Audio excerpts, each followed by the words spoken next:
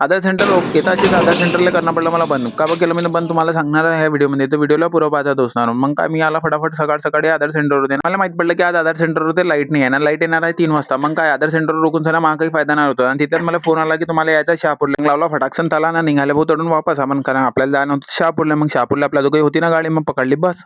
नंतर याच्याकरता बंद पडणं पडलं, गावात तडी होती लाईट बंद. मग काय लाईट बंद होती तर पैदल तर काही येऊ नाही शकता. मग आल्या आपण शेतामध्ये राहून चक्कर मारायला, शेतामध्ये चक्कर मारायच्या बादमध्ये आपल्याला जाणं होतं भाऊ आपल्या कपाशीची गाडी भरात होती. मग तडी जाणं होतं. मग काय तडी जाणं तर पडीनच लवकर. मग काढली आपली फटाफट धन्नो काढायला जात होते आपण. मग आपली धन्नो लागेल होती शेतामध्ये.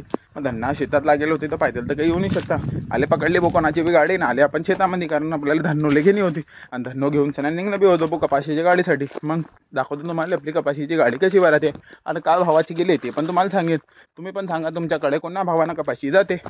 चालत येऊन गेले ते आपण आपल्या गाडीपाशी लावली आपण ना गाडीला चाबी ना सीधे पोहोचून गेले आपण कपाशीच्या घरात, कारण तिथल्यात भरावून गेली आपली गाडी. आणि मग त्याच्या बाद पडेल होती थोडीशी खराब कपाशी. आणि तुम्ही पाहू शकता खराब कपाशी किती झाली आहे.